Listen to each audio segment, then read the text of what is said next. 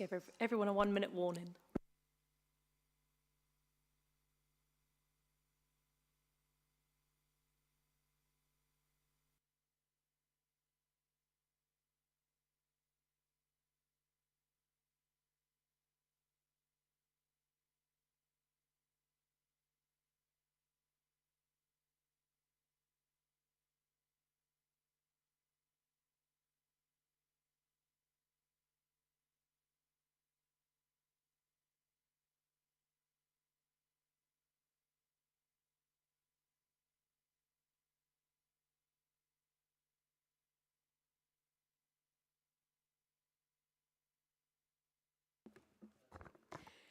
Good afternoon and welcome to the Norfolk Joint Museums Committee. Before we continue, I will go over some general housekeeping. This meeting is being held in person at County Hall and is also being streamed live on the County Council's YouTube channel. The recording will also be available to view afterwards. Under the Council's protocol on the use of media equipment at the meetings held in public, this meeting may be filmed, recorded or photographed. Anyone wishing to do so must inform the Chair and ensure that it is done in a way that is clearly visible to everyone present. The wishes of any individual not to be recorded or filmed must be appropriately respected. A fire alarm test is not expected during the meeting. If the alarms sound, we must evacuate County Hall. In the event of an emergency, please make your way to the nearest exit and meet at the muster point located on the main car park. Turning now to the first item on the agenda, which is to receive apologies and details of any substitute members attending. We have received apologies from Councillor Linton, Councillor Freeman, substituted by Councillor Gaylor, Councillor Rowe, Councillor McGrath and Felicity Devonshire. Turning now to agenda item 2, election of the Chair for the 2026 to 27 municipal year. Do I have any nominations for Chair? Yeah, Councillor Williams? I nominate for Chair Councillor Douglas Beat. Thank you, Chair. Perfect. Do you have a seconder? Perfect. Councillor Conroy. Thank you. Councillor Knight? I nominate Councillor Paul Neal. And do you have a seconder? Perfect, thank you, Councillor. And Councillor Kyberd? I'd like to nominate Councillor Robert Savage. Do you have a seconder? I do. Councillor Gaylor. Perfect, thank you. Any more nominations?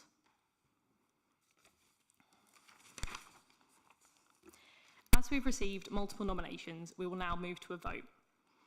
All those in favour of Councillor Douglas Beat, please raise your hand. Thank you. All those in favour of Councillor Neal, please raise your hand.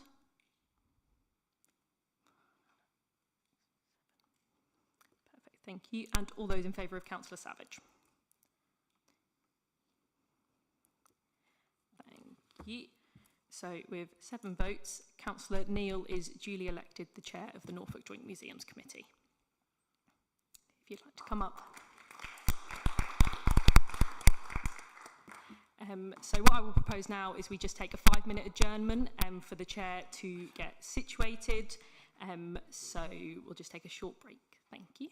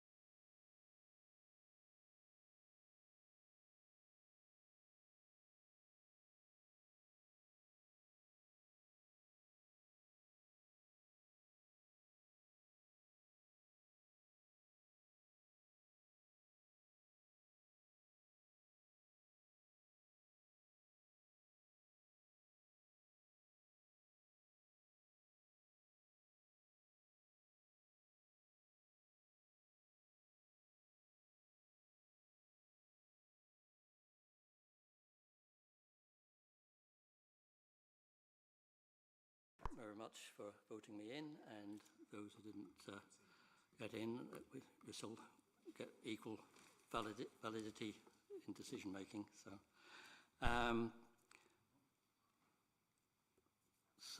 I'll read the script because I've been thrown in at the deep end. Good afternoon. I'd like to welcome everyone in the room to this meeting of the Norfolk Joint Museums Committee, and thank you for electing me. And thank you for electing me as your chair for the forthcoming year. I would like to pass on our thanks on to outgoing Councillor John Ward for his work and dedication to Norfolk Joint Museums Committee during his tenure as chair. And I did know him well, and I was always told he was very well respected in that position. So moving on to item 3 in today's agenda is the election of the vice chair for 2026-27 municipal year. Do I have any nominations for vice chair?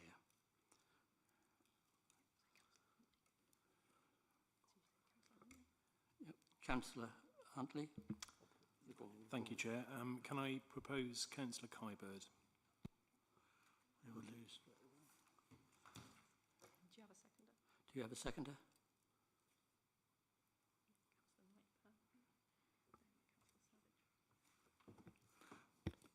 I propose Councillor Douglas Beat as Vice Chair. Thank you. Point of order, Mr. Chairman. The Vice Chair has to be a district councillor.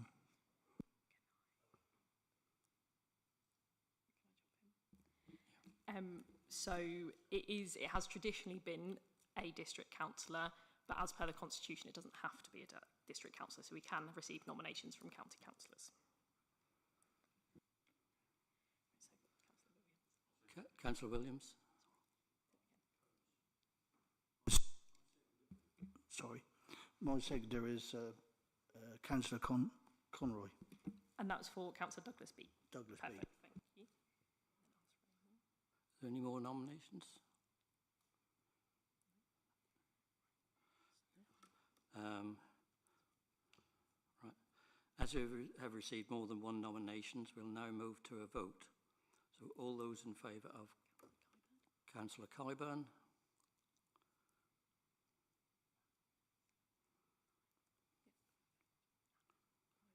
All those in favour of Councillor Douglas Beat? So Councillor Kyburn is duly elected as Vice Chair. Just thank you for showing confidence in me. Thank you.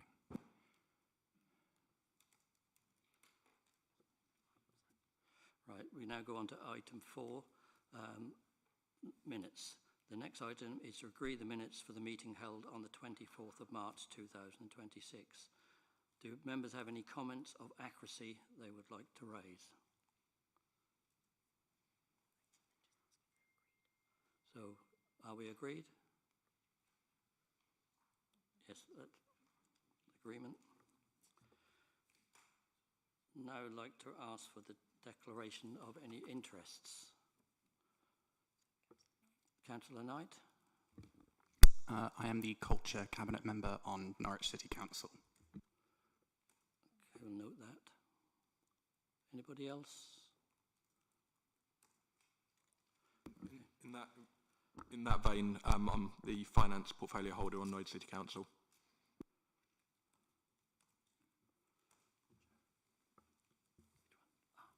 Don't know if it's relevant, but on the museums committee at City Council.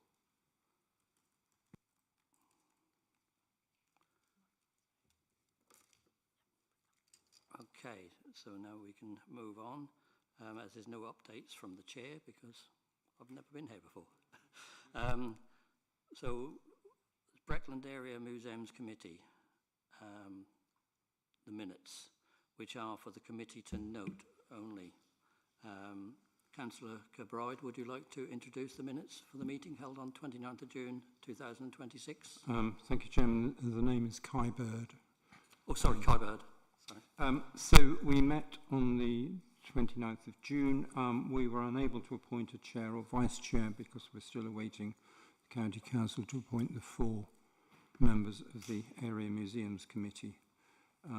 but I felt it was appropriate that the reports were received so they could be forwarded to this meeting for consideration. So Ancient House Museum, we are still concerned about the neighbouring property which has been scaffolded and covered in corrugated iron for 5 years. It does not help the setting of the pub, but I understand that moves are afoot to legalise the position and move that forward. The current exhibition commemorates the 100th anniversary of Prince Frederick Dulip Singh's death in 2026. And we had an exhibition celebrating his life, legacy and role and as the benefactor who gave the museum to Thetford. Various items were on display that have been provided by benefactors. Work is on way, a temporary exhibition to open in March next year, which will be on the recently acquired David Osborne collection of Thetford postcards. That's over 1,000 different views of Thetford. We had a lottery fund award of 198,000, which has enabled a 2-year programme around the Dulip Singh family as part of the centenary. And we offer a continued and various responsive schools programme to local schools, and we've seen schools coming to Thetford from further afield. A wide range of learning opportunities may be seen in the link in the agenda. The Teenage Heritage Collective Youth Group continues to work with 13 to 25-year-olds and has been closely involved with various presentations over the summer. And then we moved on to the Gressenhall Farm and Workhouse report.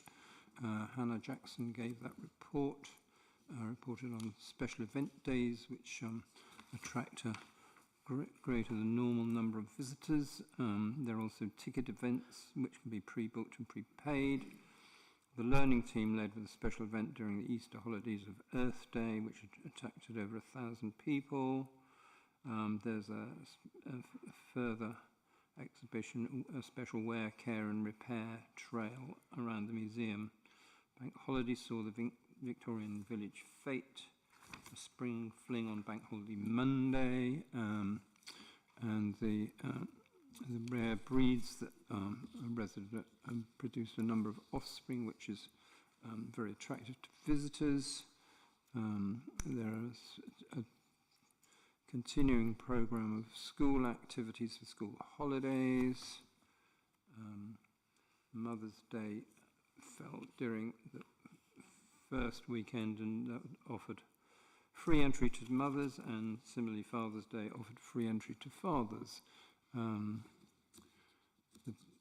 The main temporary exhibition, which is on to the 1st of November, was the Jacket Women, which focuses on single mothers of the workhouse who were sort of singled out for having to wear special uniforms, etc. But that's a worthwhile exhibition to visit, and it shows I think the change in society's views about unmarried mothers between then and now. They've also received a grant from the Heritage Lottery Fund to celebrate the 250th anniversary of Gressenhall. There's also host the Community Tree Nursery and the Environment Hub, and then I think there was a normal report from Robin on the Keep the Dust project, which will be in more than one committee's minutes.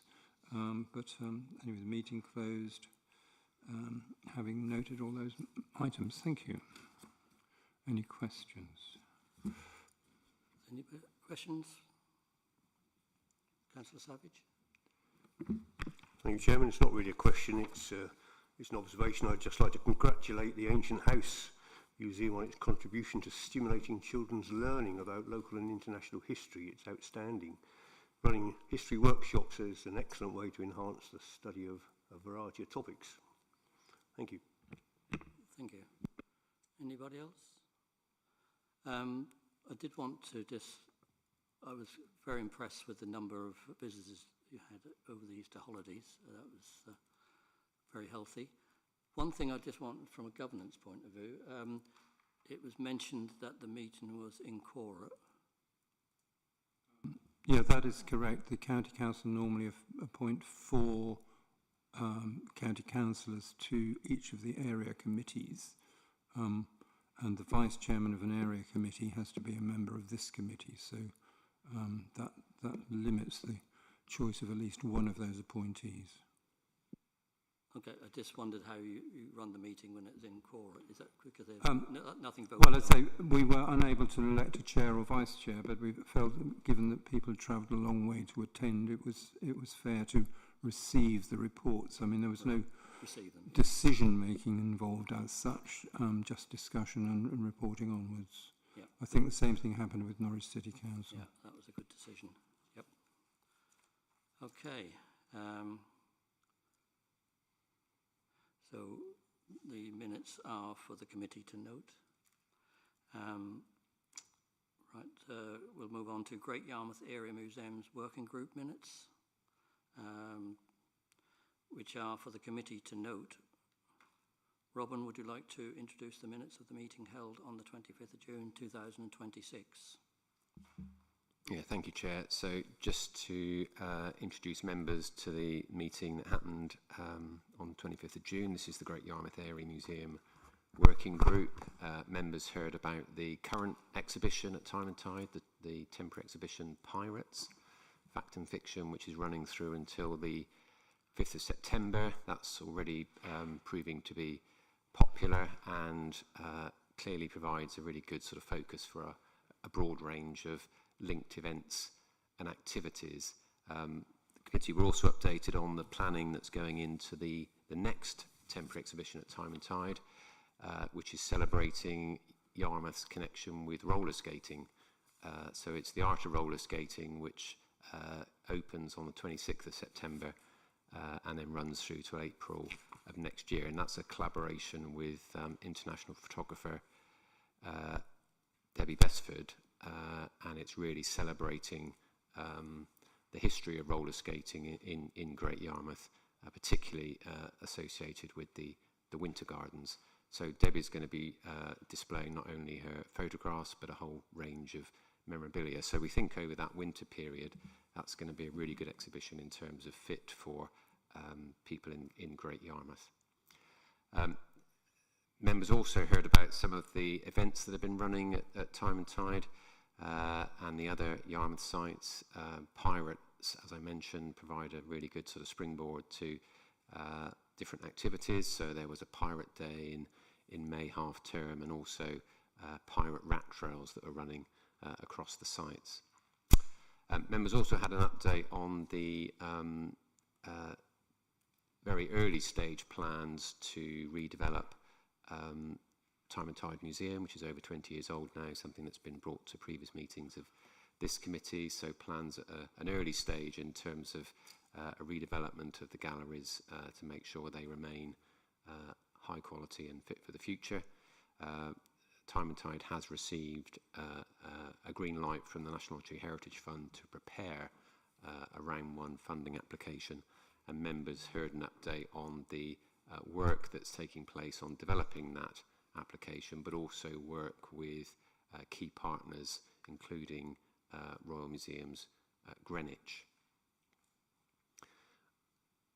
We also, in the meeting, heard about the collaborations, particularly with the University of East Anglia, linked to the Gloucester 1682, and Great Yarmouth Museums are collaborating with the UEA around a number of projects exploring that story, including a new maritime trail around Great Yarmouth, funded through the National Tree Heritage Fund.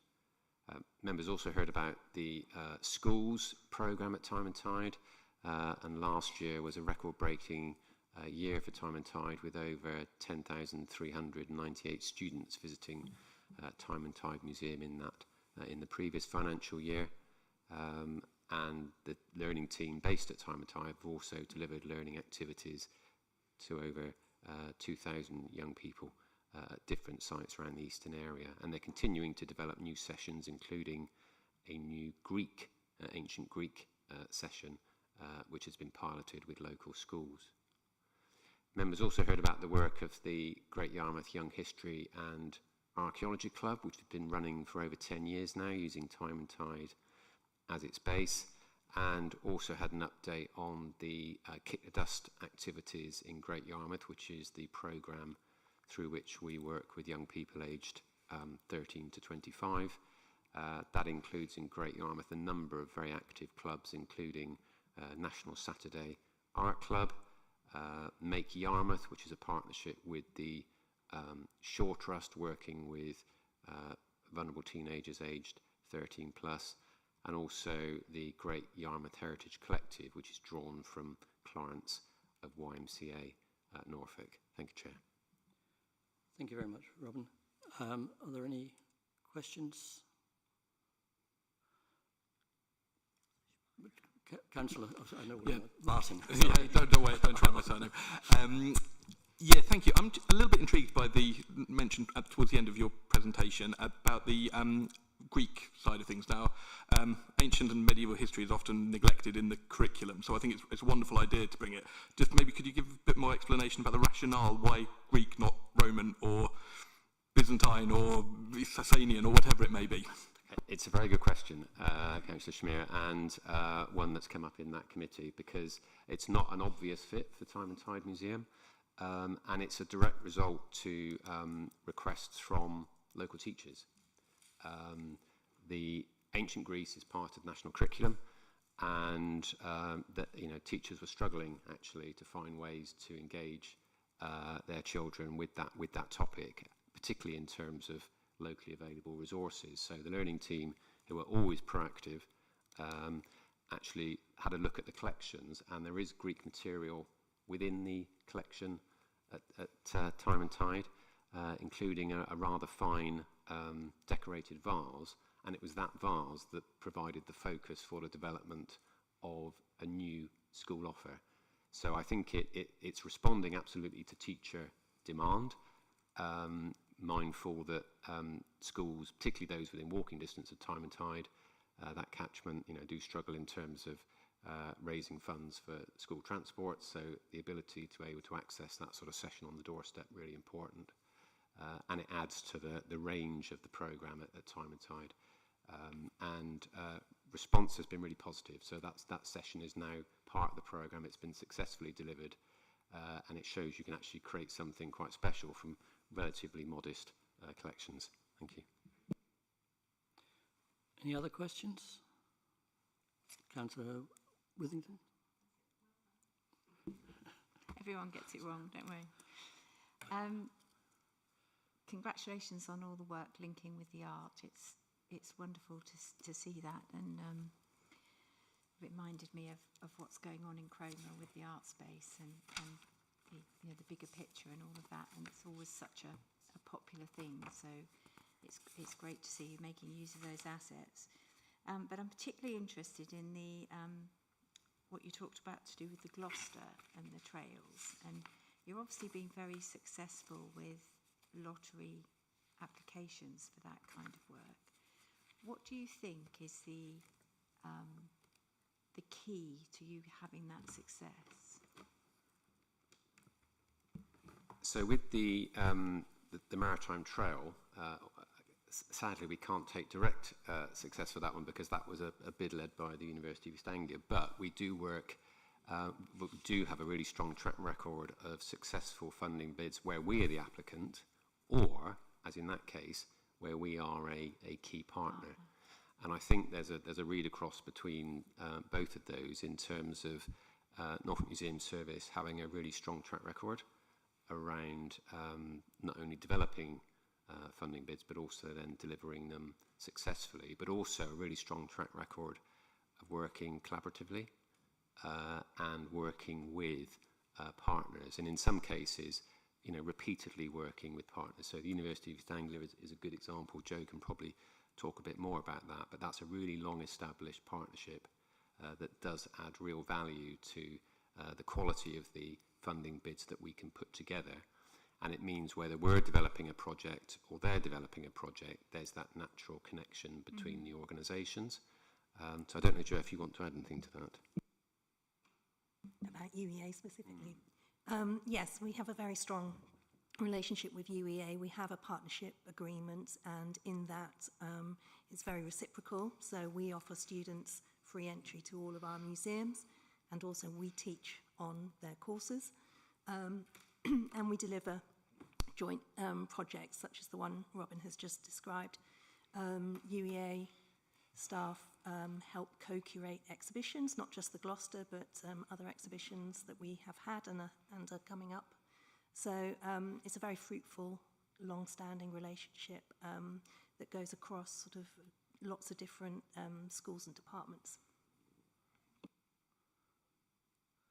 Councillor Kyband. Thank you, Chairman. Going back to the Greek connection, there is a further link with East Anglia, which is that Iceni coinage, or Iron Age coinage in particular, sort of derives some of its design from earlier Greek coinage, and that sounds like an opportunity for research. Thank you. Any other questions? Sorry, I've got too many. I would like to congratulate the 10,398 students that have visited, because they are our future lifeblood, and get them young. I think the Jesuit said, give me one at the age of 7 and I'll have them for life. So that's really good numbers.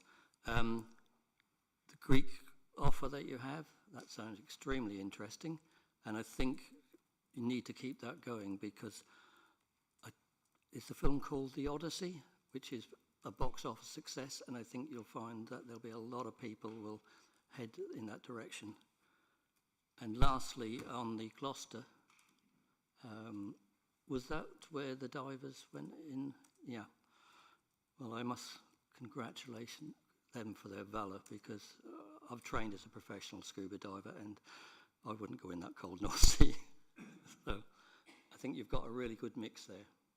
And just thank you. So we just note that, yep. So now we go on to Norwich Area Museums Committee, which are for the committee to note again. And Councillor Huntley, would you like to introduce the minutes of the meeting on the 2nd of June? Yes, thank you, Chair. So for our Norwich Area Museums Committee on the 2nd of June, similarly, we were unable to elect a vice chair at that meeting. The committee was initially apprised about the landscaping at Castle Gardens. This is important work that is designed to enhance the area. Also, it's intended to address some of the ASB issues that have sort of been noted in that area. We went on to hear various educational and community engagement activities. So some highlights from that. There's a revised history offer for GCSE students, which utilises the Castle Keep and also the British Museum Partnership Gallery. Also, perhaps to note, is the opening of a new early years space known as Snap's Den. Once this is up and running, it will be explored as a resource for Norfolk County Council's children's services. As with other area committees, we had our Kick the Dust update, and then we moved on to museums activity. So here we heard about the centenary of the Museum of Norwich at the Bridewell. Also a new project exploring the Harmer's Clothing Factory in Norwich. Newer are interested in developing this research. It's an important project on the city's working class history. We heard about the Norwich History Festival running from the 14th of July to, well, today, in fact. We also heard about the successful deep clean at Strangers Hall. And we then were told about the Royal Norfolk Regiment's distinction of having 5 Victoria...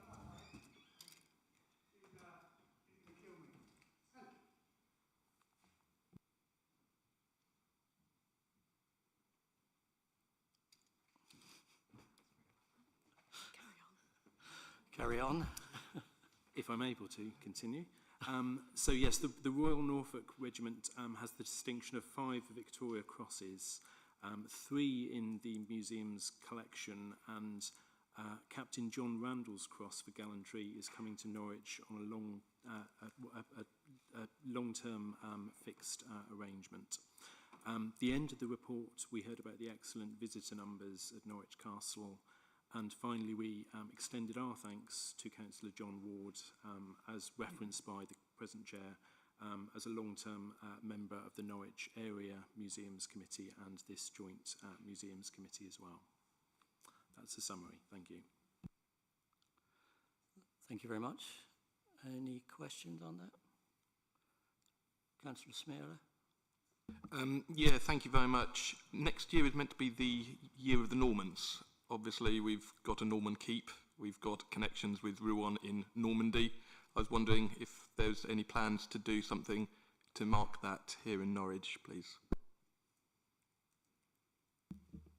Thank you, Councillor Spear, and yes is the answer. So we are currently working with a number of partners because there's different elements that are coming together. As you say, we've got that very good connection with the newly reopened Norwich Castle Keep, and that also provides a connection into the really exciting Bear Tapestry loan that's shortly going to be opening at the British Museum, and there's been a lot of really sort of excellent media coverage about that. And that sort of dovetails with the Year of the Normans as well. So there's a number of strands that are coming together. So in terms of the Bear Tapestry element, we are a lead partner with the British Museum as part of their national programme to celebrate, this extraordinary moment when the Bear Tapestry will be available for people to see for the best part of a year in London, but clearly wanting to extend the reach of that across the whole of the country. So we are already working with the British Museum on opportunities to not only celebrate the Bear Tapestry, but also celebrate our own Norwich Friends Tapestry, which, as members will be aware, is a key part of the new castle offer, which tells the story of what happened next after the Bear Tapestry from an East Anglian perspective. And that's really been a key part of the new offer. So really exciting that we can sort of link up with the British Museum. We have already made a successful funding application to the British Museum to secure some funding to add to the audiovisual content in the keep during the duration of the Bear Tapestry loan, which runs across the Year of the Normans. We are also planning a dedicated exhibition focused on the Year of the Normans, which will be housed adjacent to the British Museum Partnership Gallery, which absolutely lends itself to that topic. So it's providing, I guess, added value to the displays that we have in place already, but providing that direct connection into the Year of the Normans. And we've been very fortunate to have some funding support from the Freeman of Norwich to help us to not only develop our plans for that exhibition, but also to develop a range of learning and family events to run during the year. We're talking with a range of partners, as you would expect, and interested organisations. There's a lot of aspiration around the Year of the Normans. At the moment, there's not a lot of funding, but we're doing our very best to ensure that we do have something that absolutely enhances the core offer already in place, and to encourage more people to come in to the city and to the castle. And we'll keep members of the committees updated as those plans develop. But it's a really important moment, and we're looking to play an active part in the national and local celebrations. Thank you. And Saul? I think actually Councillor Withington was first, if that's all right, Chair. Well, I'm sort of wrapping up.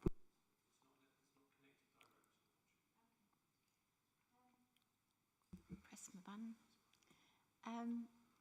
2 points I wanted to make. The Year of the Normans, I think, sounds fascinating and could be really exciting.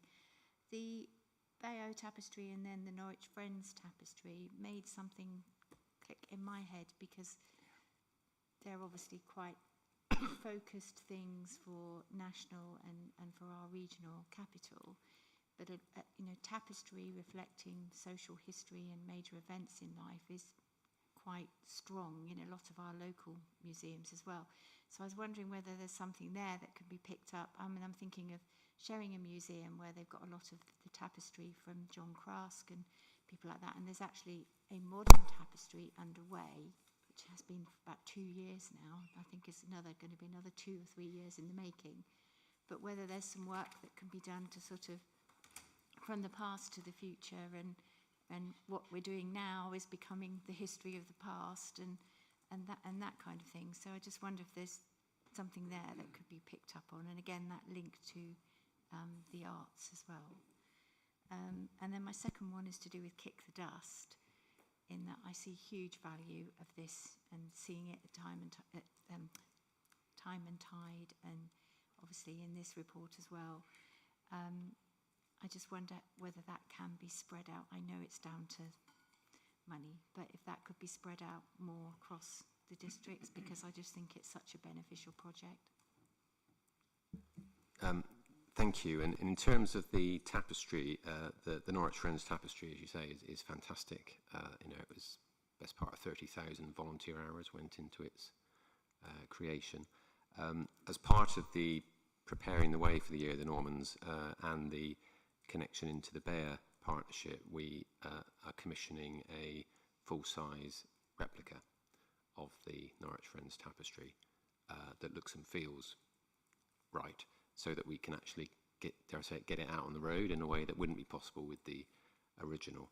And we're sort of actively involving the tapestry volunteers who created the Norwich Friends tapestry, who are still active, producing, amongst other things, replica costume for our visitors to use and our staff to use.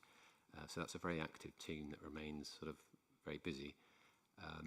And I think you're absolutely right. There's a lot of interest in tapestry making and that sort of aspect of sort of historical costume and textile. So it's something we'll be looking to certainly exploit during the period when the events are running that sort of chime with the Bayer loan to the British Museum. And in terms of Kick the Dust, I'll be talking a little bit about Kick the Dust later, mindful that some new members may be less familiar with it, but it is a programme that does try to reach across the county, and we've got project workers that do support activities and groups across Norfolk. Our Arts Council funding has been focused on Arts Council priority places, which is Yarmouth, Thetford and Kings Lynn, but we do offer a full county-wide programme that is available to all of Norfolk's young people. As you say, we're always on the lookout for new funding, and again, I'll talk a little bit about that a bit later. Thank you.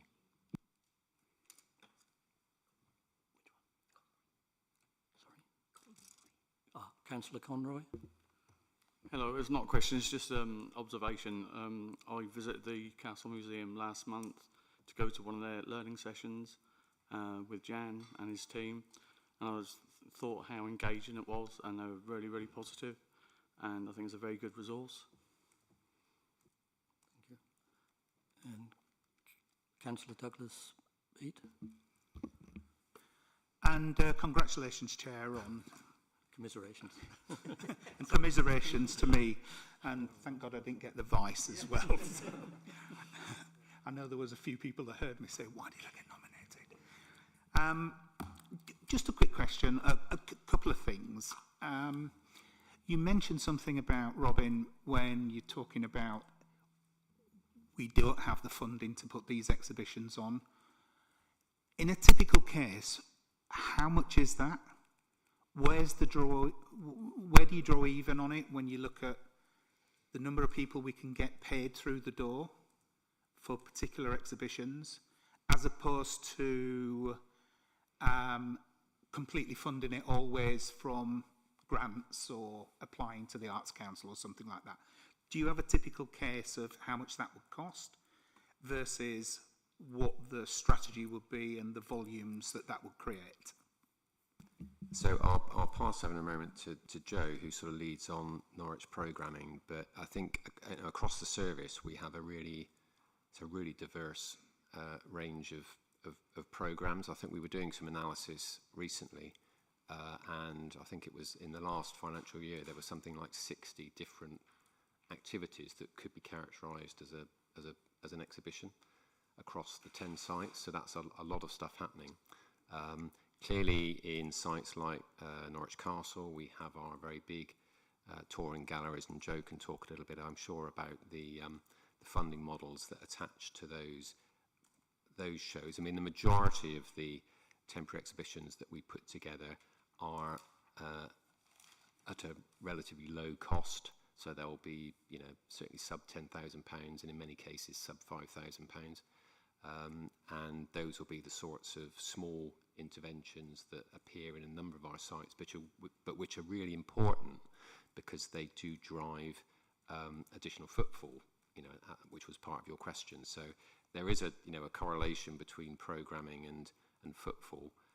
We don't offer exhibition-specific tickets.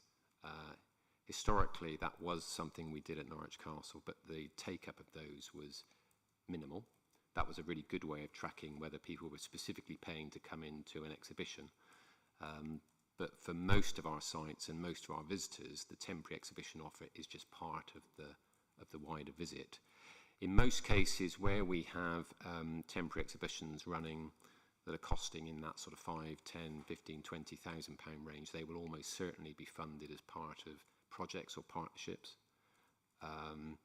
And our staff across NMS, I think, are very proactive at going out and, as we were talking about in the case of the Gloucester, going out and identifying funding opportunities or partnerships that as the outputs actually deliver something tangible for our visitors. So if we can get a tangible output for a project we're involved with, directly or indirectly, that includes a temporary exhibition, that's really successful. So a good example would be Ancient House Museum in Thetford, where as part of the wider National Lottery Heritage funded project to update some of the permanent galleries, that funding was also used to fund temporary exhibitions. So it's funded 2 years of temporary exhibitions at Ancient House.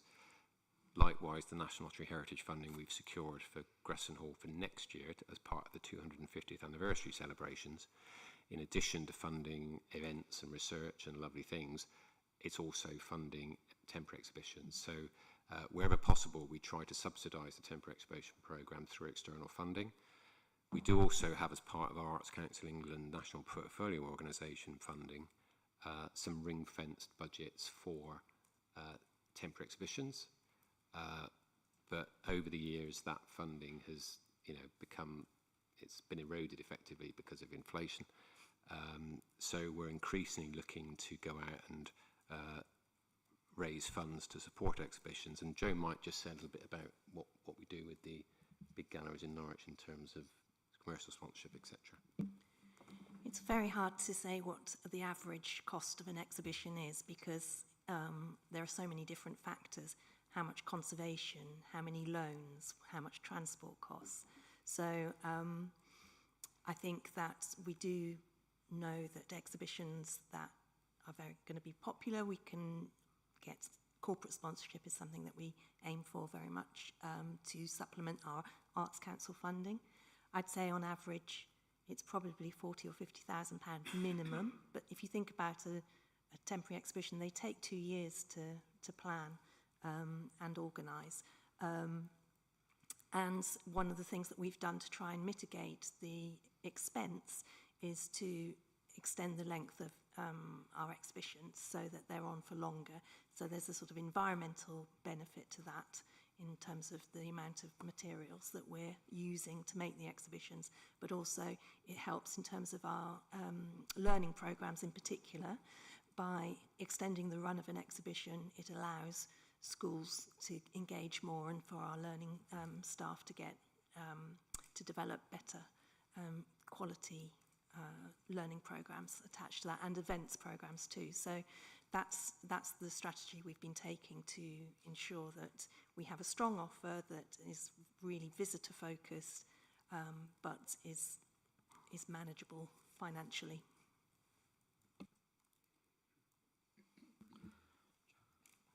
Would you just... Would you like to respond? Yes. Thank you for that. And we've spent quite a bit of time together, so I think you know where I stand on the bigger, the brasher, the more popular, the more people come through and pay for it. So, but just on where you are at the moment with your partnership connections, I read in your documentation, and it's some national, some big, but I'm thinking more of the production studios. We've got an opportunity to get closer to Universal, who are going to be only down the road in Bedford, and open some doors there. Is that a thing that you've done in the past? Would it be something that you'd look to in the future? And have you built any relationships up like that with the film industry that could actually open the doors to, let me say, popular exhibitions, as opposed to something that might be kind of your 5, 10, £15,000 one that might be quite niche and quite small? We haven't approached anyone of the scale of Universal. We have worked locally with creative industries, and in particular with Norwich University, in terms of thinking about AV and that sort of thing. But I think our priority as the museum service is that all of our exhibitions must start from our collections, and we can work with lots of different partners, but we don't want to lose sight of the reason for having these exhibitions is to be able to share Norfolk's collections with our visitors. So, and if Universal can help us do that, then we'll be all for it. But we you know, the priority is every exhibition we do has got to contain some of our objects, if not all. And we tend to favour the shows that can build upon our collections and bring in national and international perspectives and focus from that. But sometimes it's not only about the collection, it's about the building and the fabrics of the building that can create that atmosphere as well. So I'm all for it. Thank you. Councillor Penfold?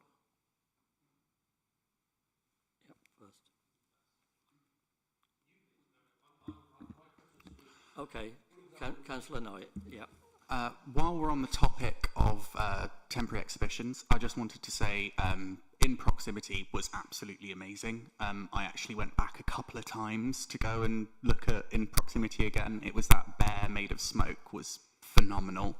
And yeah, I think the temporary exhibitions, I quite like, I hate to say it, but I quite like the smaller focused ones. I like the opportunity for smaller artists to be able to get their stuff done, and I'm very much looking forward to going and seeing the David Shenton exhibition. Thank you. Councillor, I better get this correct, Latache? Yes, that's correct.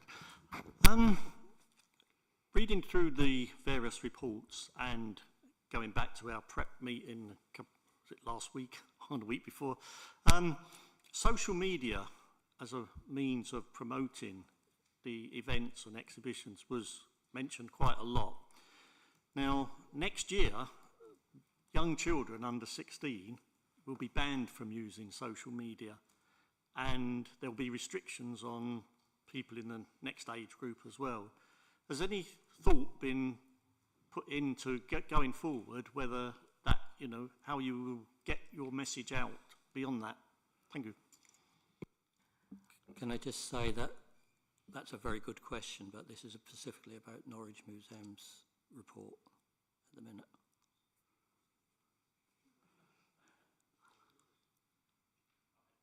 They can answer it if they wish, but no, Just very quickly to say that I don't think our social media is targeted at under 16s currently, but we have a lot of followers, including parents, who bring their under 16s to the museum. So I think that, it won't change our approach come next year.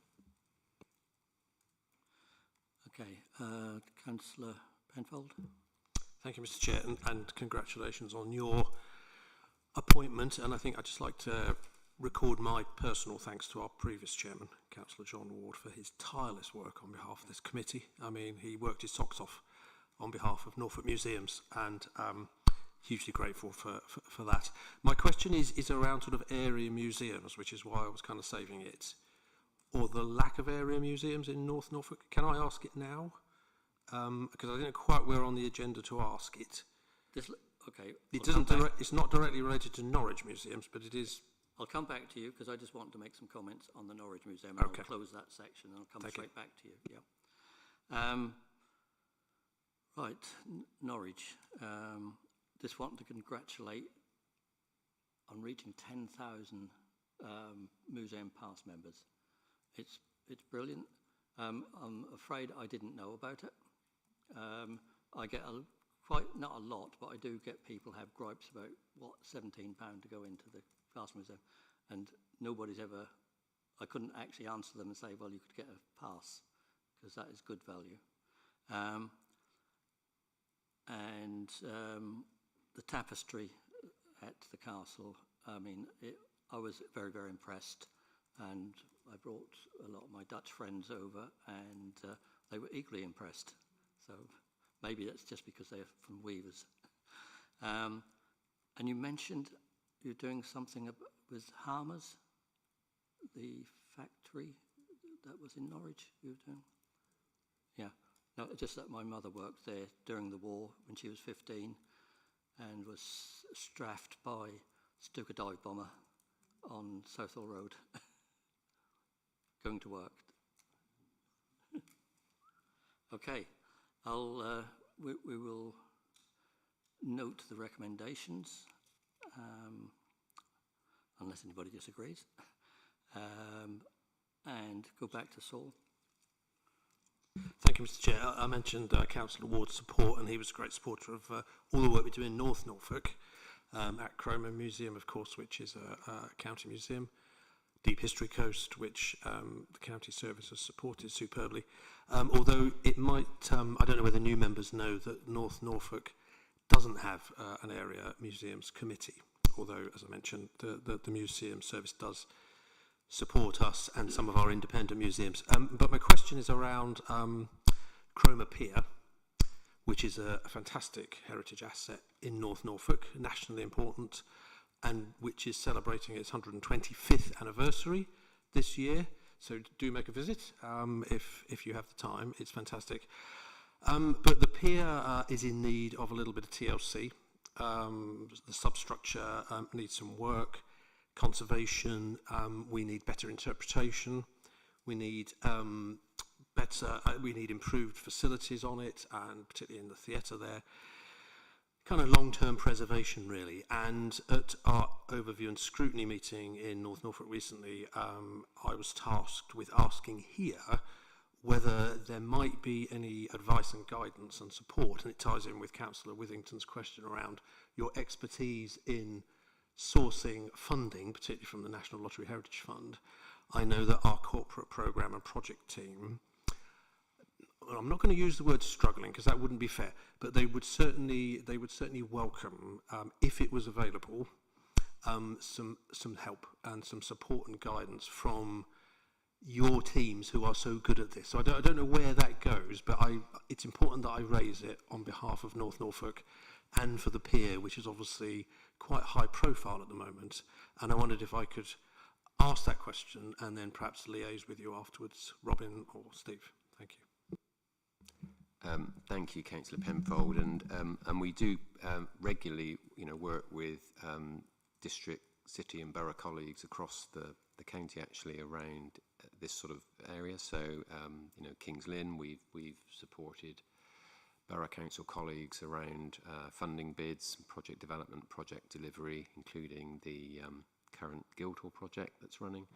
In Great Yarmouth, our teams have been actively, working to support Borough Council colleagues around projects such as the Winter Gardens, and we're going to be delivering a lot of the learning engagement works linked to that project. So more than happy to have a separate conversation and to look at how we can provide advice and support. We have worked with colleagues in North Norfolk previously. There's clearly a lot of expertise resident within the district council, but more than happy to see where we can add some value.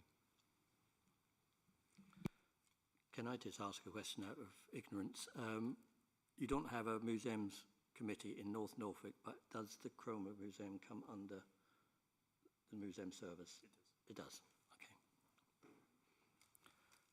Right then, we can move on to item 10, the financial report for 25-26, and I'll hand over to Steve Miller for that. Thank you, Chair.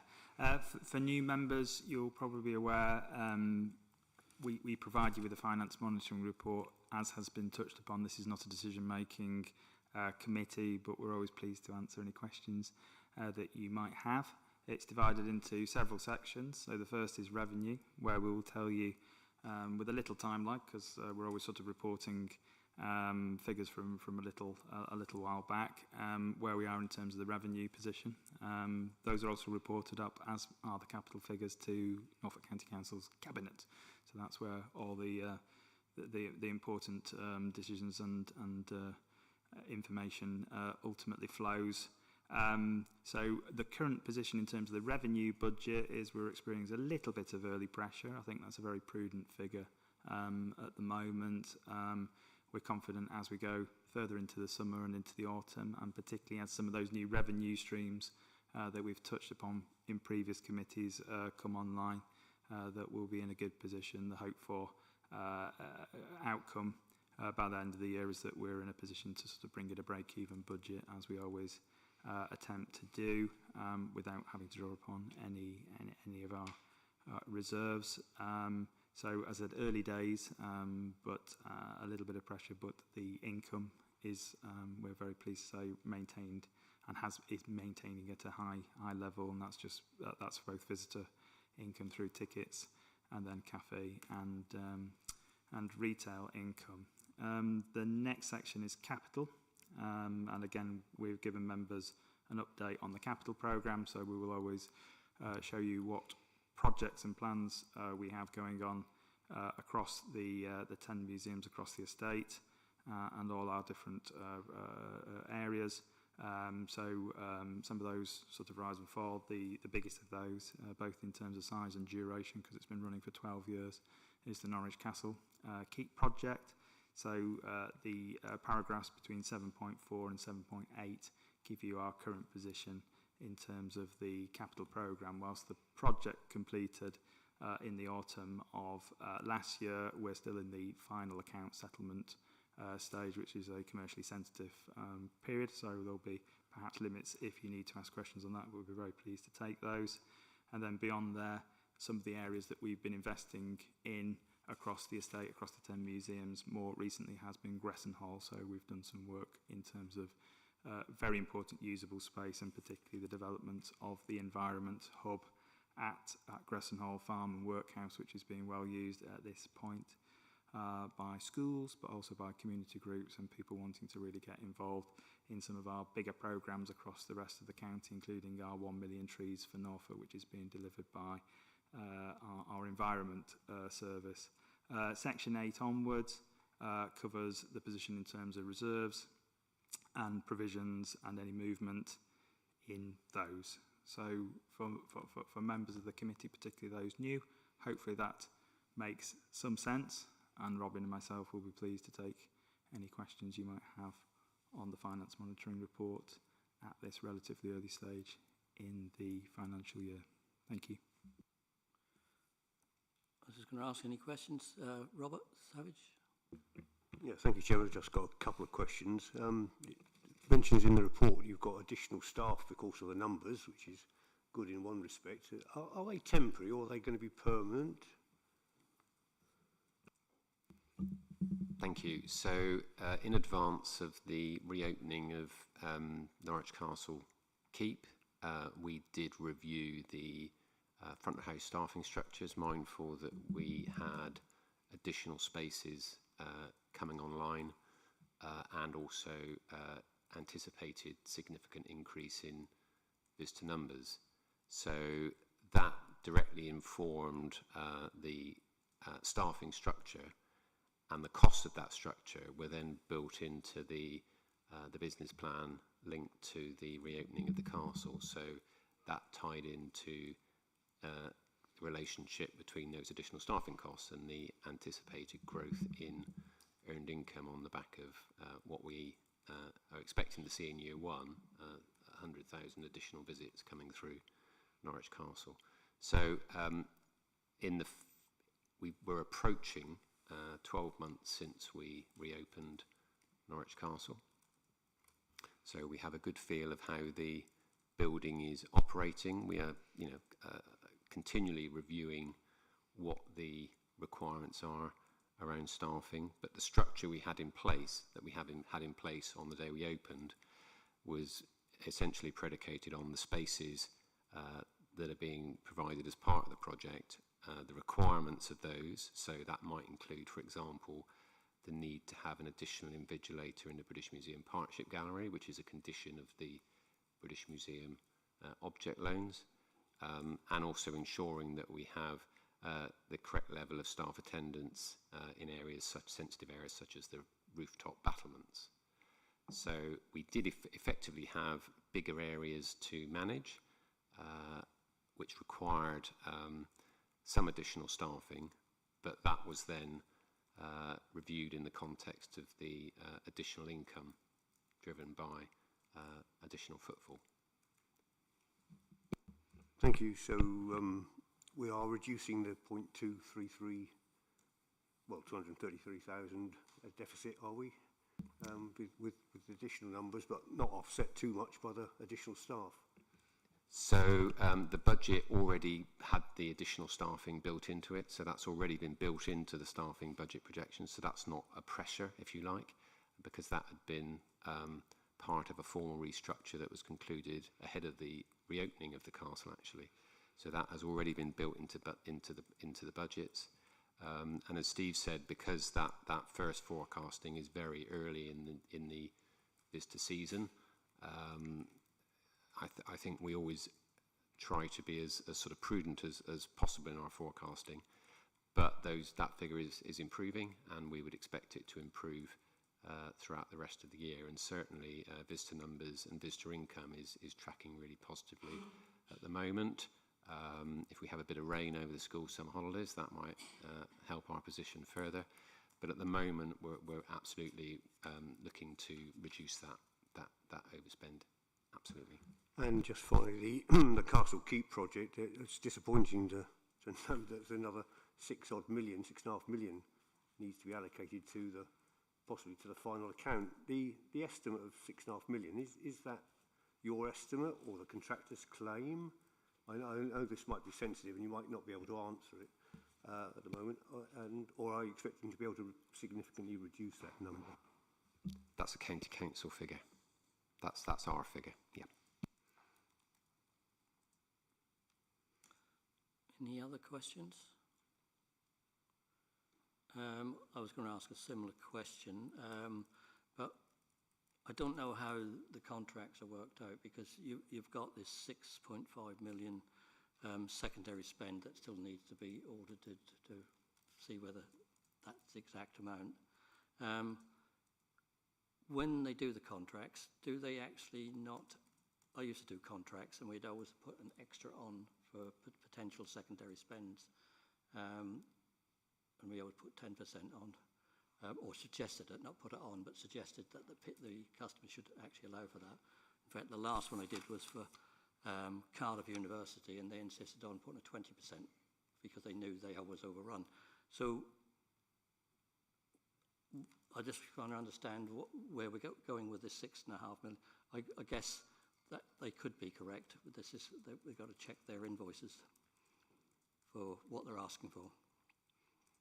So and clearly there's sensitivities around this, but as it says in the report, all of the costs are being very carefully scrutinised, and that is the current figure from a county council perspective.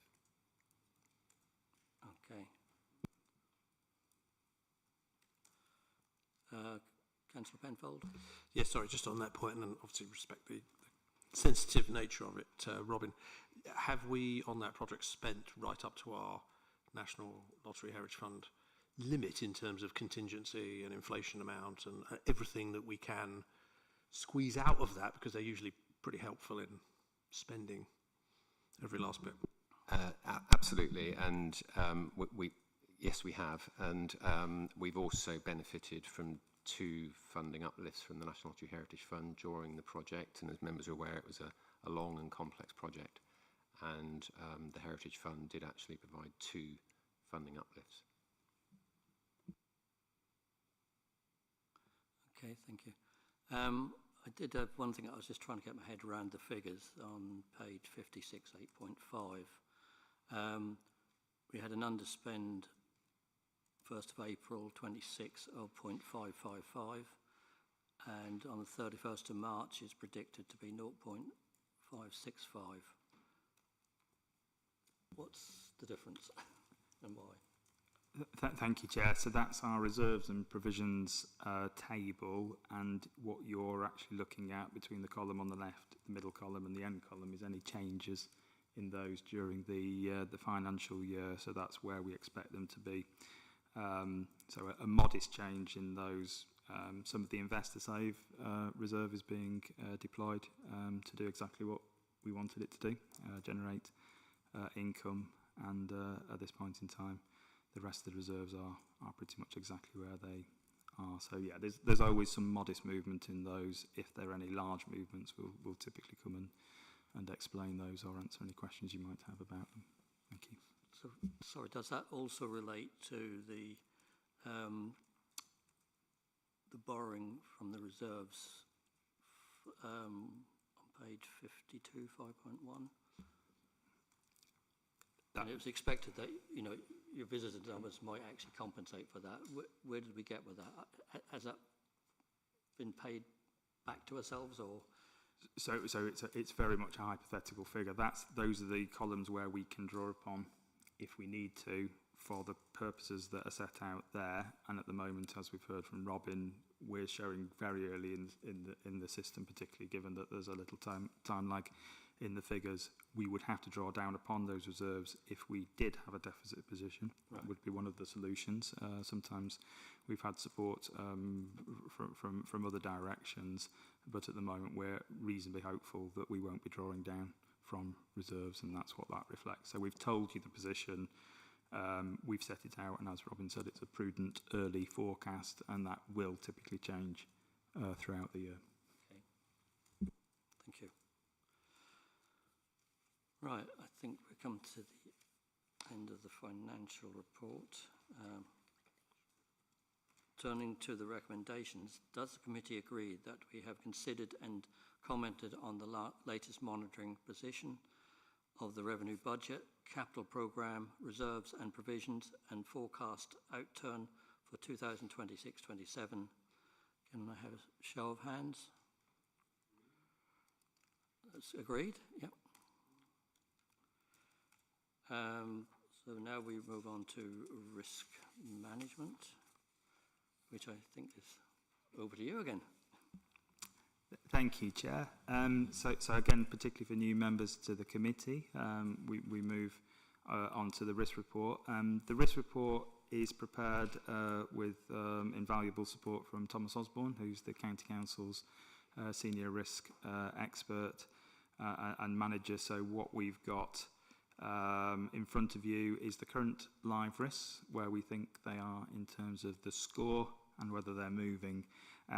In section 2, we'll bring your attention on page 59 to any new risks or any risks that have moved, so that'll always be a summary section.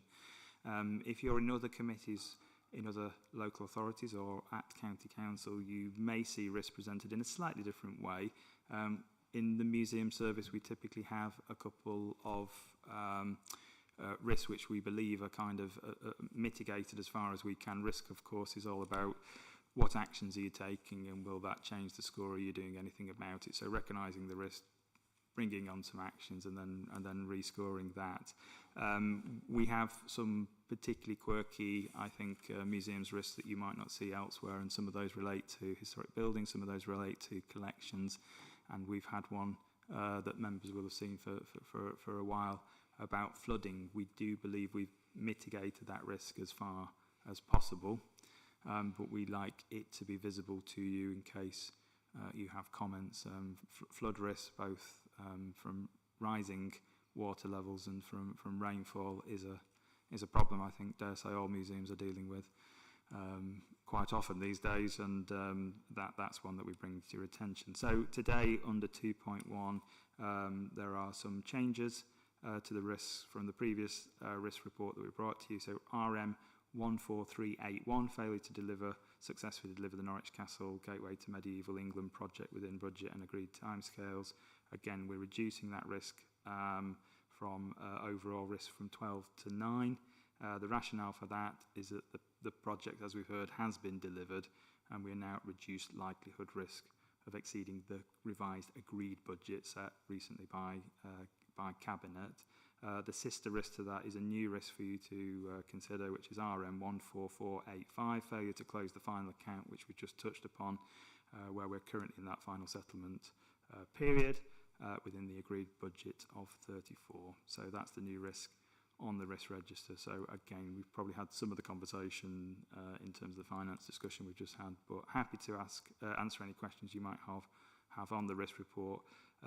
Others beyond there that are familiar to existing committee members or previous committee members are around the Arts Council England business plan, which we're currently in. That's a green risk, and the failure to generate additional income streams, which again we've touched upon in terms of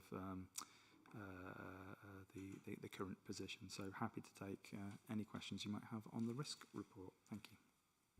Any questions? No? I have one, but it might be I'm confusing apples and pears. So on page 60, the 14162, what you just said about potential of generating additional income, but when we talked on page 52, 5.1, it said no new grant or revenue funding identified.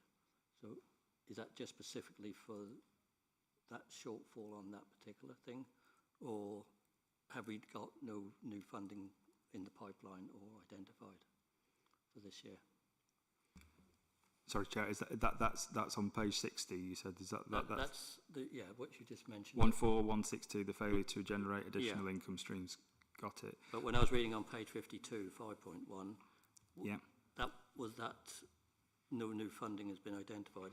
Was that specifically for the overrun of the council? Yes. That's not connected to...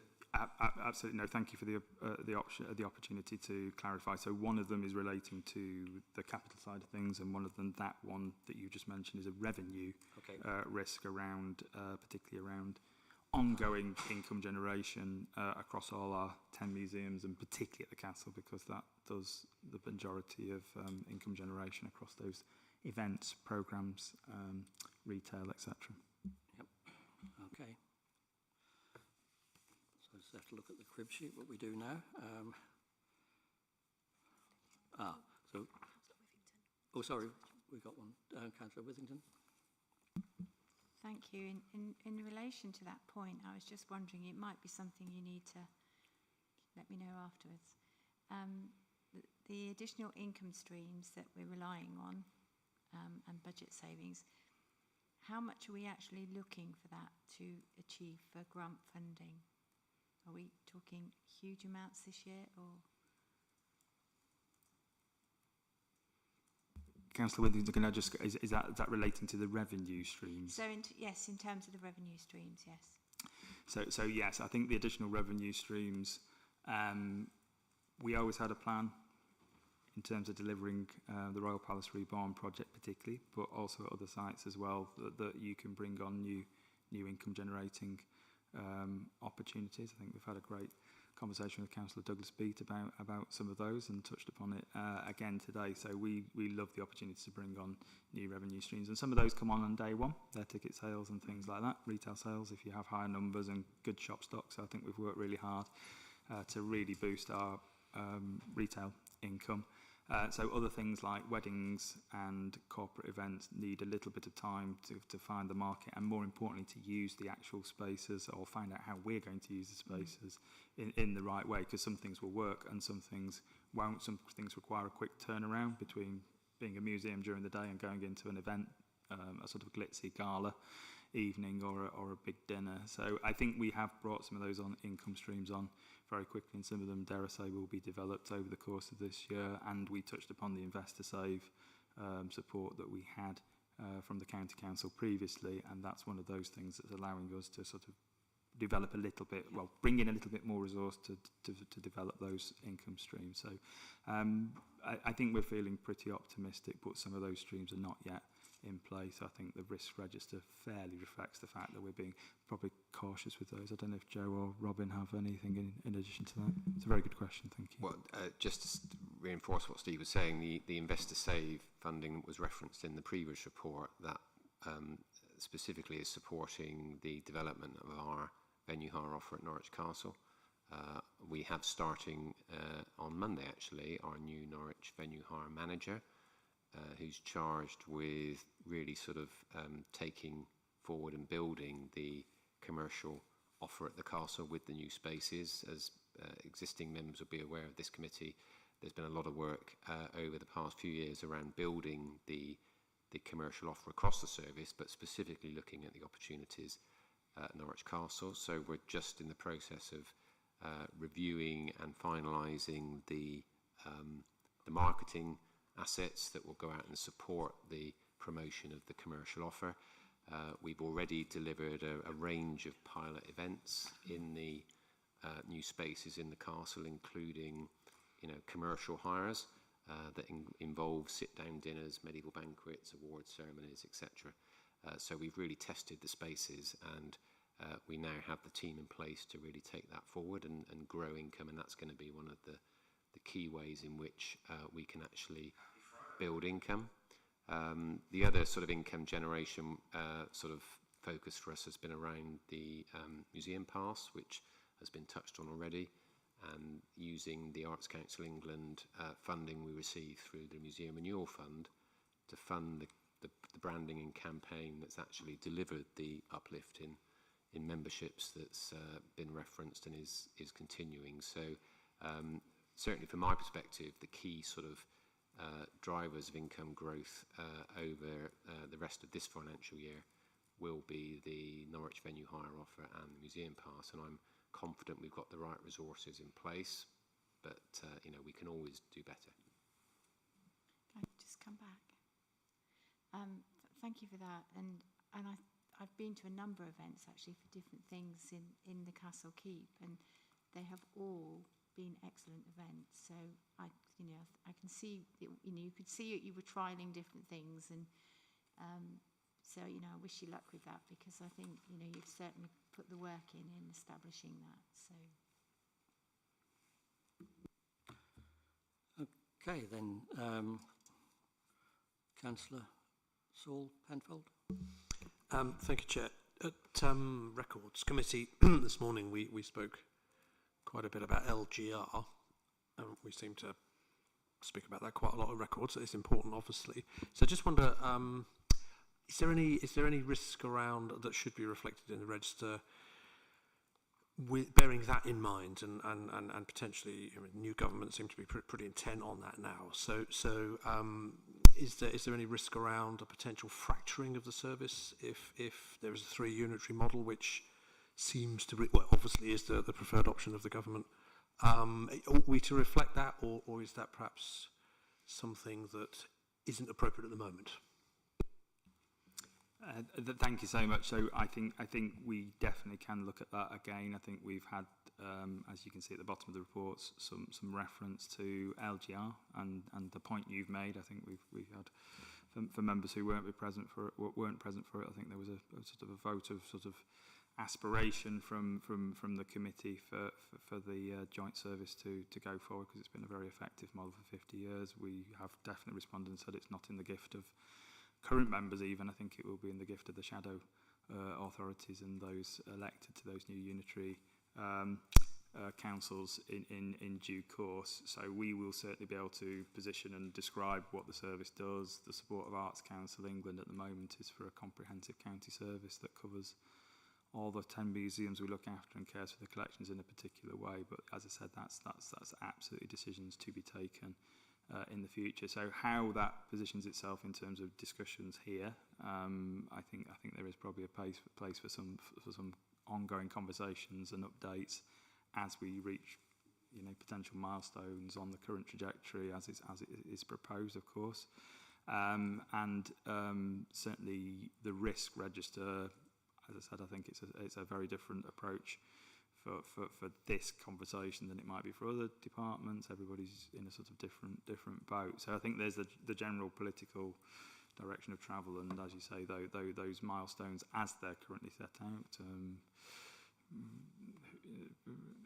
all things being equal, etc. And that's all we've got to go on at the moment. But I think I can certainly speak to Thomas about adding something to the risk register. I'd like it to reflect the broader position as set out by the county council particularly, and as I said, I know those district councils, those conversations are sort of, as I said, very much at the exploratory level now, and will be until the autumn if legislation is laid down.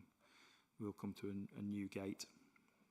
I think that would be very helpful, Steve, and we were talking this morning about whether it's a sort of standing item on our agenda, but perhaps if it is on the risk register, certainly we are then able as a committee to support you in that expression, which obviously strengthens the nearer we get as to keeping the service together. Yep.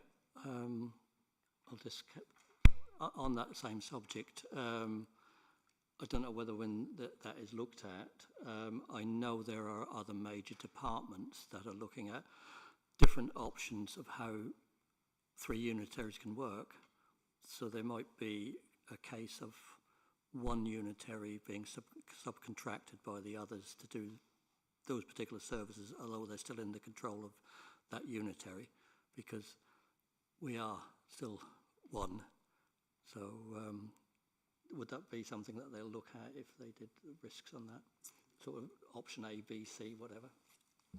Thank you, Chair. I am certain all options will be under consideration and looked at in terms of the shape of the service. As I said, at the moment, it is a joint service of the 8 local authorities, which puts it in a fairly unusual, if not unique, boat. So we're sort of already serving all our local authorities. That's a starting point. Whether it's the end point is to be discussed, and options will be, I am certain, considered by members in due course. Councillor Kybird. If I can just add to that, I think district members of this joint committee need to make sure that their relevant cabinet member for LGR is aware of the wishes of this committee, that it's a single service. I understand that there is only officer level early work being done, and that the involvement of elected members can't take place until the order in council concerning the way forward. So elected members will have to stand back for a little while. Yep. Councillor Withington. Thank you. I thought it's something that might be helpful for members to be aware of this committee. I'm sure you're aware of it, Steve. The Norfolk and Suffolk Culture Board have brought out their position statement, which is quite strong and interesting reading, and I think reflects very much what we're trying to achieve, obviously, within the Joint Museums Committee. So I think district colleagues, if you can get your districts to sign up to it, there's a pledge on the back or a declaration, whichever word you wish to use. Certainly at North Norfolk we have, because we feel like we're suggesting here that these things need to go forward with some strength into the new authorities, whichever way they go. But that might be interesting. You can get hold of that. I just happen to be carrying one around in my bag.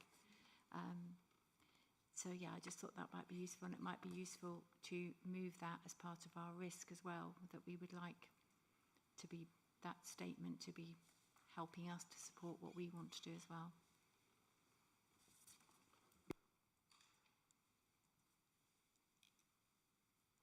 That's a suggestion, I guess, not a vote. Yep. Any other questions?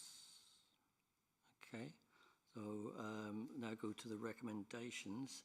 Does the committee agree that we have considered and agreed the proposed key updates to risks as set out in 2.1, as well as the active and historical risks as per Appendix A and B? Could you please have a show of hands? It's unanimous. So now we go on to the performance and strategic update. Alongside the report, the committees will receive a presentation on the service's current schools and youth engagement work. So again, over to you. Thank you, Chair. I'm very mindful of time, so committee members will know I sometimes spend a little time on the report. I'll move through it more briskly than normal. Please do feel able to ask me some questions. For new members, we break the report down into two halves. The first is effectively our performance, so how we're doing with visitor numbers, schools, some of our big programmes, and the second is our strategic report, which actually covers some of our key relationships, including those with Arts Council England and National Lottery Heritage Fund. So I will pick out some highlights for you under the performance section, pause for any questions you might have, and then we'll quickly round up. Halfway through the performance report, Robin will pick up a presentation just to give a little bit more colour and interest than hearing me talk over the words. So I would start with the performance summary in terms of page 6, on page 72, section 6. So we will always give you the numbers, and we will give you the visitor numbers compared to the equivalent period for the previous financial year. So you've always got a like-for-like comparison for those. Those numbers are aggregated, so they're all the 10 museums, and that's where we are up to that. So quite early days, it covers the 1st of April to the 30th of May. We had 75,864 visits compared to 53,695 for the equivalent period in 2025-26. Could I ask in future, is it possible to have a breakdown of paid visitors versus free ticket visitors, and possibly as well those that have used the pass, so we can see how effective that is? We'd be very pleased to look at any presentation. As I said, the figures are there to definitely help you ask good questions and to seek challenge. So yes, it's I'm sure we'll be able to do that. We might have to just think about the formatting, but absolutely I can see where you're coming from that, so that's good. And again, really pleasing that whilst Norwich Castle is having a continuing positive period following the reopening in the autumn last year, Gresson Hall, Time and Tide, Ancient House in Thetford are all doing really well as well compared to that, so we can hopefully give you a little bit more visibility on that. School figures, we don't have the latest figures for you because we're just doing a little bit of work with our strategy and transformation colleagues in terms of how we present figures. The next committee meeting you definitely will. I would just sign off by saying I think we hadn't quite reached the final figure for the last time we met, which is 52,508 school visits across the 10 museums. I would give you some context for that at this point. Anything over 50,000 is an extraordinary result for Norfolk Museums, but Norfolk Museums has some of the highest and award-winning school visits in the country outside of the big London National, so it's a hugely important focus for us. It has been, I think, forever, and Robin will touch upon that in the presentation shortly. Under 7, under Joe's area, marketing and learning team highlights, we've got just a summary of some of the pleasant news we've had recently in terms of awards. Awards are rarely an end in themselves, but they're really helpful in terms of recognising particularly staff who've done an amazing job on something, but they do allow us to welcome more visitors because people spot those and respond those to us. So we were very pleased to reach the final of the Art Fund Museum of the Year. That's the largest arts prize in the world, certainly the largest museums prize in the world, and that's been a really lovely journey. So whilst we were sad in the end not to win the big prize of Museum of the Year, we were in wonderful company along with the V&A National Gallery, and the box in Plymouth are incredibly worthy winners, so we were delighted to be in that process, and well done to the box because they did a great job. We did, however, win another significant award, which is the Museum and Heritage Awards, which is again dubbed as the Oscars of the heritage world, and we won probably one of the larger awards, which is the Museum's Restoration or Conservation Project of the Year. So again, nice to have those national awards reflecting on some of our programmes, some of our projects, Kids in Museums, Family Friendly Museum Awards, slightly different focus in terms of some of our audiences, and Joe's team also been winning marketing awards as well, so it's been a really positive quarter for those kind of external awards. Lots of media coverage off the back of it, and social media too. We touched upon Museum Pass and the rise in that, so again I think enormous credit to the membership team led by Joe and people like Gemma. The Brandland Awards, I've just touched upon the Access All Eras, which we've always enjoyed that, and people have said how much they like that little pun. And for anybody who's not had a play on page 78, 7.1.7, we're now part of Bloomberg Connect. So Bloomberg Connect is a really brilliant international digital platform. The Castle Guide is on there, and you can have quite a lot of fun exploring some of our rooms and collections there. So I will hand over at this point to Joe, who will take you through the Teaching Museum, not teach you through the Taking Museum. That would be wrong.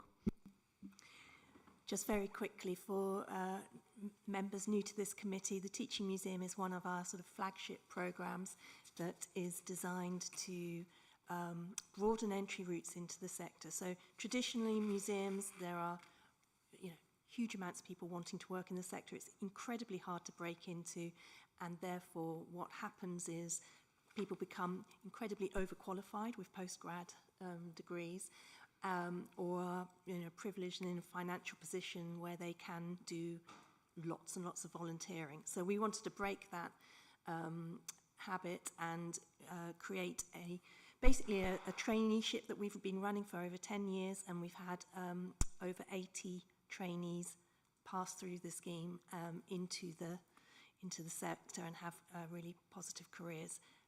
We have 4 trainees this year. They're working in natural history, a curatorial role in Lynn Museum, communications, and collections management. So right across the service, we've had as many as 10 in a cohort per year. And the idea is that they do an on-the-job, it's paid, it's well paid, it's a 12-month contract, on-the-job training, 1 day a week, and the rule is they have to be trained in absolutely every aspect of museum practice. So people who don't know what we do tend to think that we're all curators or collections, caring for collections, and in fact, you name it, there's every job going in a museum, from marketing and events planning to design and display and conservation. So they get to do all of that, and at the end we have a very, very successful track record, and as such it has become extremely well known in the sector, and it's got a sort of badge of quality. So our former trainees are now working in really good jobs in national museums right across the country, and we're very proud of it. So I'm going to give a brief presentation, sort of providing very much a sort of top-level overview of some of the work we do around schools and young people. And I'm mindful that we've got sort of a number of new members of this committee. As mentioned by Councillor Conroy earlier, there's an open invitation to members at any point to go and have a look at what we're doing or observe a school session or a kick the dust session. And that's probably the best way of members really to get their heads around what we do and the impact that it has. It's what we're hoping to do over the next sort of few months is have more detailed presentations from staff looking at these areas. But for this meeting, I wanted just to give you very much an overview of the work that we do as a service. Just bear with.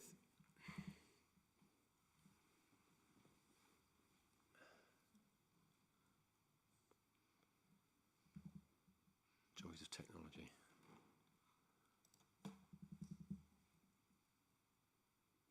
Here we go. So, a lot of the work that we do is focused on what we would characterise as formal learning.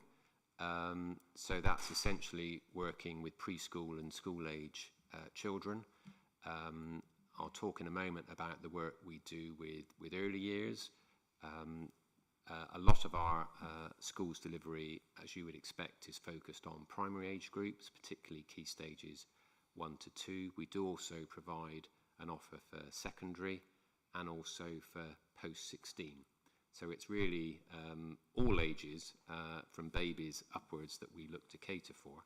And as Steve mentioned, in the last financial year, April 25 to March 26, we saw 52,500 school visits in that period.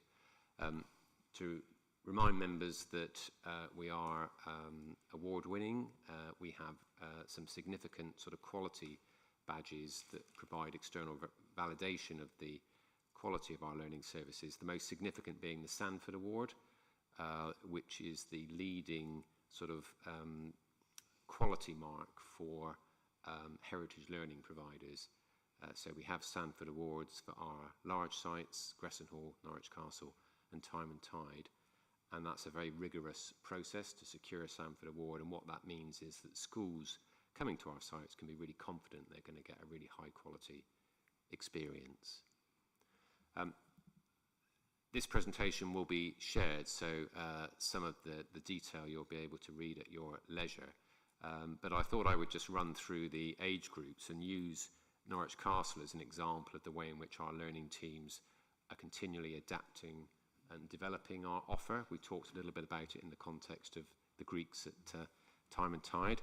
But Norwich Castle and the reopening of the Keep has been a really sort of significant moment in terms of learning teams needing to fundamentally redesign the offer, to extend that offer and ensure, as always, that it remains relevant and that people ultimately will come.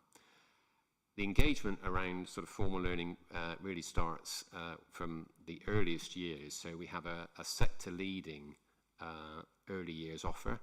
Norfolk Museum Services has always had really good quality early years provision, and the new facilities provided at the Norwich Castle Keep have really enabled us to sort of step that up.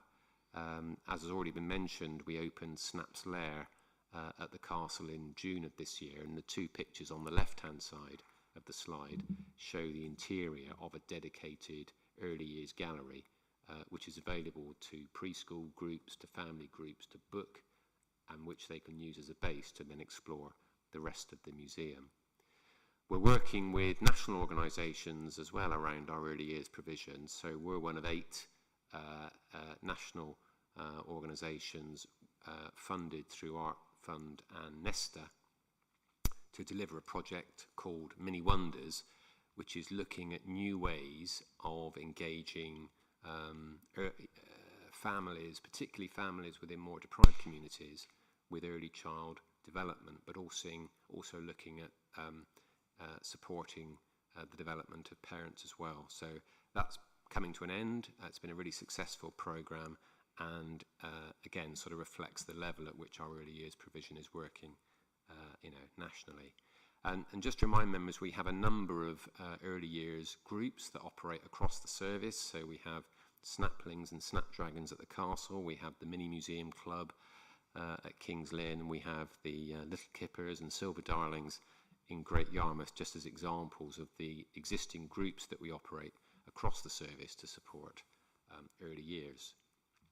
Again, sticking with the castle as an example, and I don't expect you to read this on the screen, but the presentation will be shared afterwards. The real bread and butter of museum learning provision is primary, so Key Stage 1, which is 5 to 7, as the starting point for that.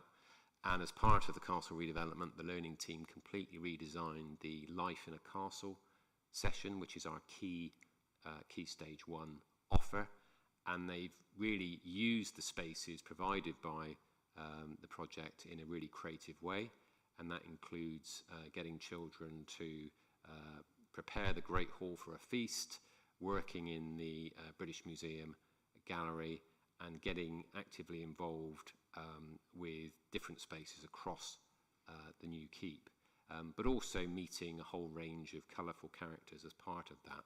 And in the bottom of the slide, you've got some quotes from teachers. We do a lot of evaluation, as you would expect with teachers.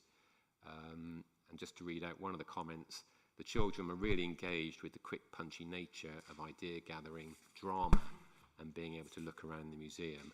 And as always with our school sessions, we've got to make sure they are relevant and that they actually fit the requirements of teachers, because as we know, schools are under a lot of pressure. The cost of transport can be quite prohibitive. So if your offer is not absolutely giving teachers what they want, they won't come. So we're continually having to engage with teachers and ensure the offer remains current.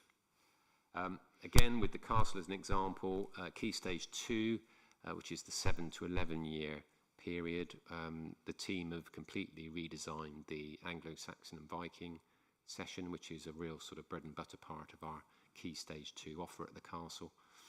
And again, they're really creatively using the different spaces. So the new Keep Minstrels Gallery on Mezzanine is actually converted into an Anglo-Saxon mead hall for this event.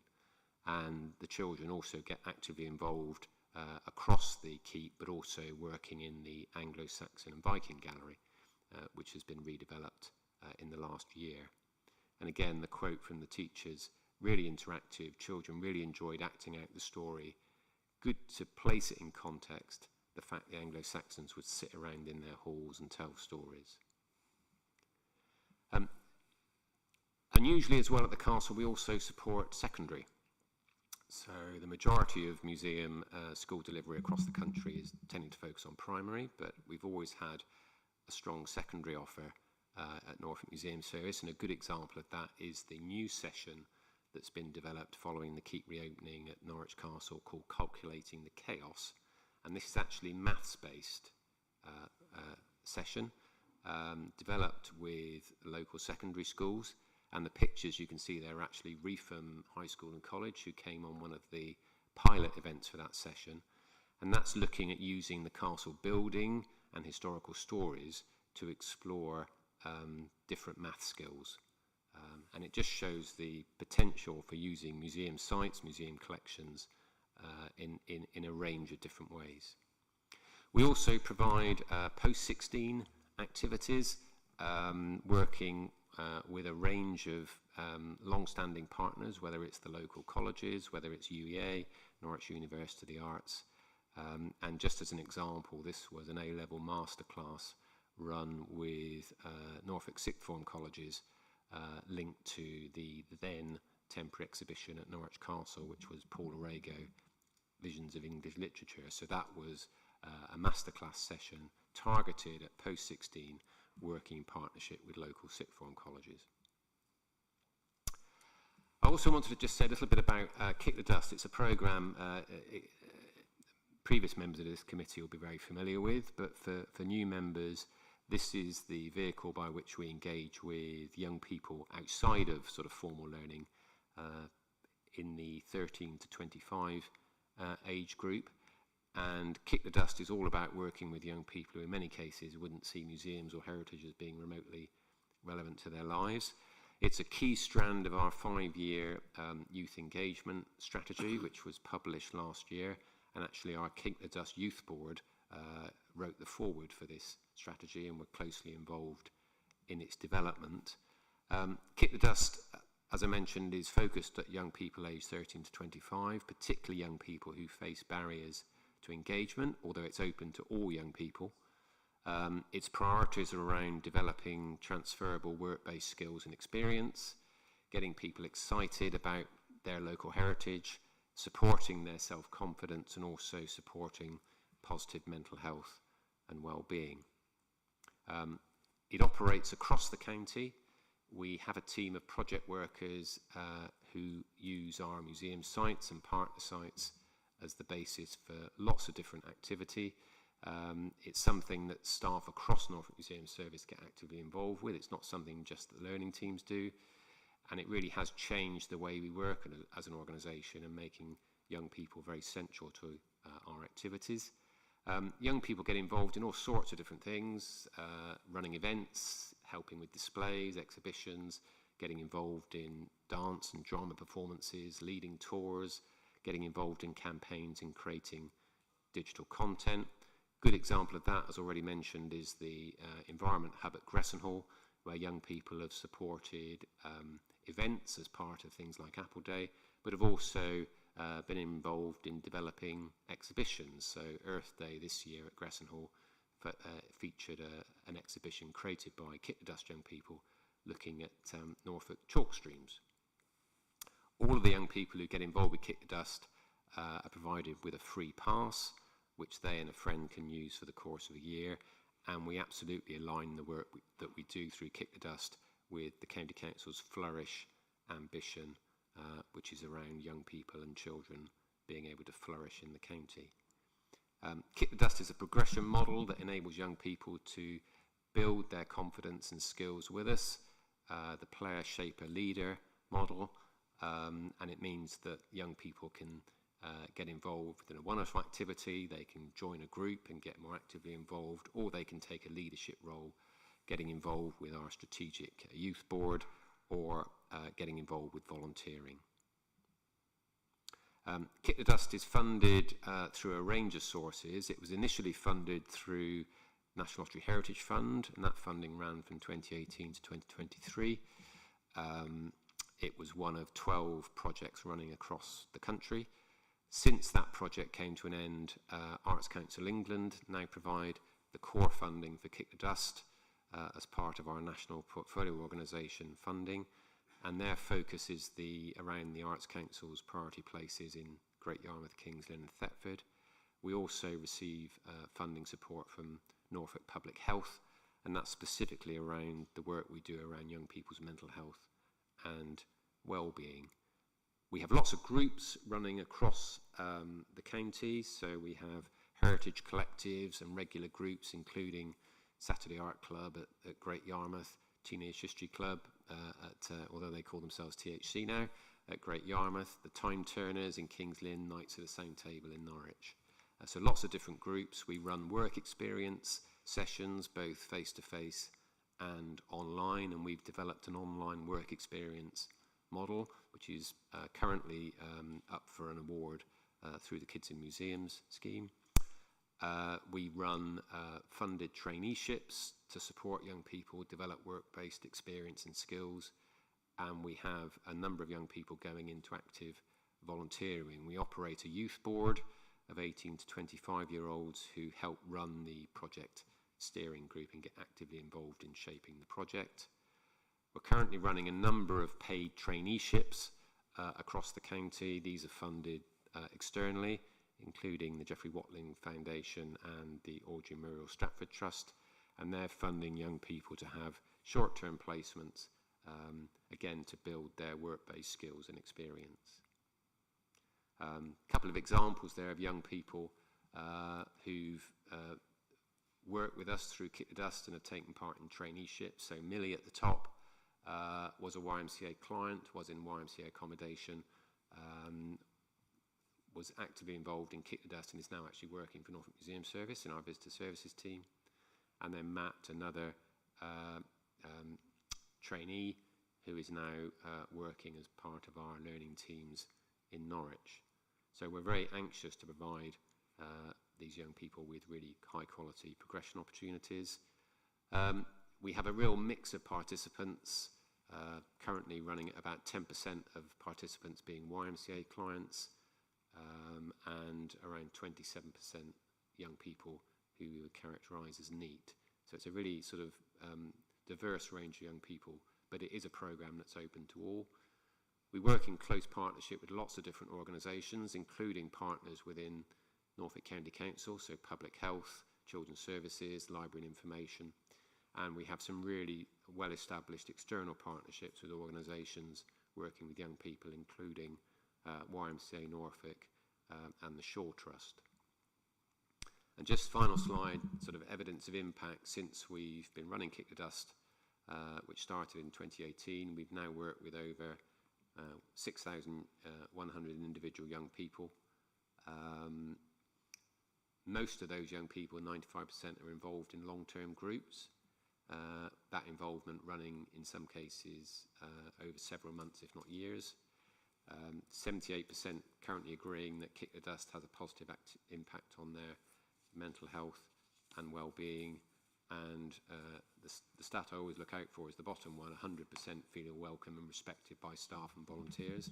And that's all around the quality of the experience they have, whether they're meeting front of house staff or other staff within the organisation. Thank you, Chair. Thank you very much for a very good report. Do you have any questions you'd like to ask, Robin? I have just one. Do you do anything specifically for our with our fostering service?